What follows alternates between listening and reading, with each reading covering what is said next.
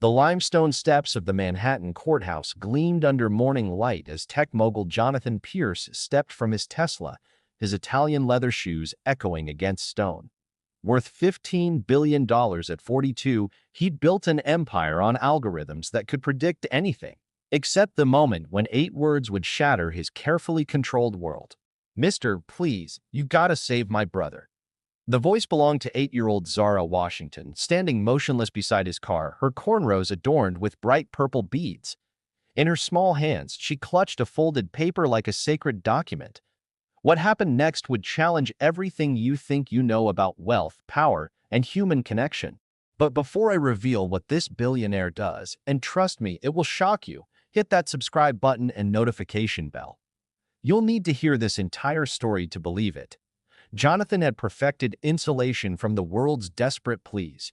3 bodyguards, filtered charity requests, tax-efficient donations that kept suffering at spreadsheet distance.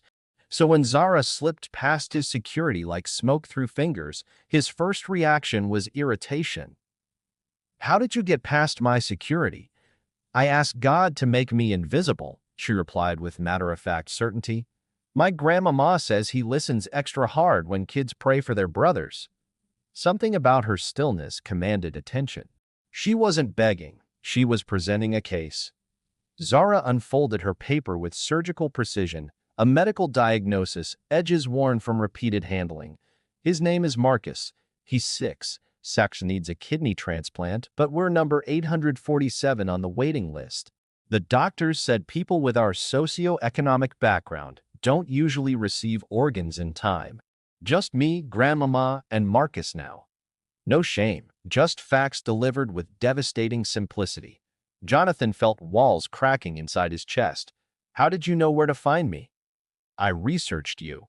Zara produced a second paper, an article about his latest acquisition. "You bought the company that makes artificial kidneys. I figured maybe you'd want to test it on Marcus." The audacity was breathtaking. This 8-year-old had proposed using her dying brother as a test subject, but her eyes held no desperation, only cold calculation from someone already negotiating with death. Jonathan made a decision that would have shocked everyone who knew him. He opened his car door. "Get in. I want to meet Marcus." The drive to Harlem took 47 minutes. Zara sat perfectly still in leather seats worth more than her family's annual income, directing him through streets his GPS couldn't navigate, invisible America where algorithms failed. The apartment building looked like architectural decay, but inside 4B, Jonathan discovered something his billions couldn't buy: a real home. Every surface gleamed with determined cleanliness. Hand-sewn curtains framed spotless windows. The air smelled of pine cleaner and homemade bread. "Grandmama, I brought help," Zara announced like a diplomat.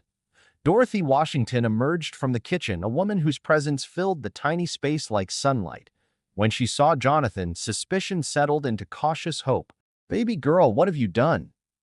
"I found the man who can save Marcus," a small voice called from the bedroom. "Zara, who's here?" Marcus Washington appeared like a ghost already. 6 years old, barely 3 feet tall, skin gray with kidney failure, but eyes burning with fierce intelligence. "Are you here to help, or are you here to feel good about yourself?"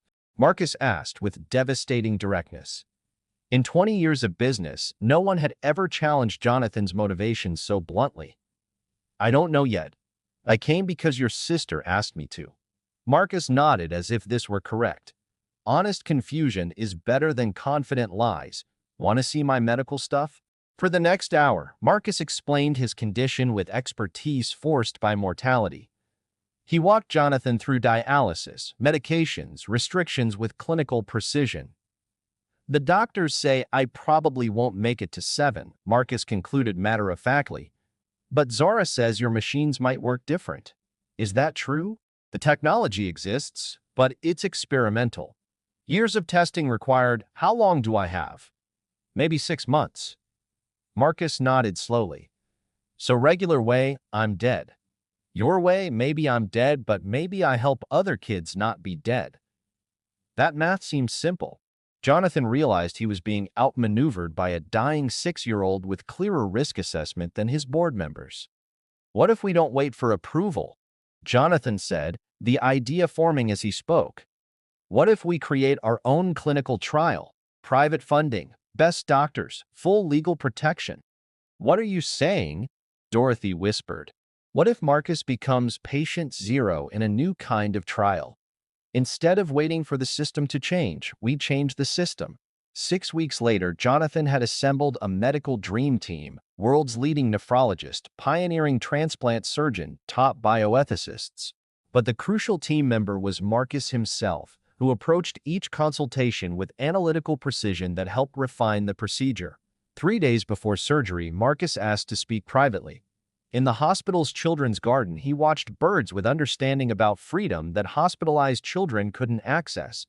Mr. Pierce, why are you really doing this? Jonathan had dreaded this question. When I was your age, I was sick too. Different kind, the kind where you feel invisible even when people look right at you. My parents had money for treatment but no time to actually help me heal. You think saving me will fix what happened to you.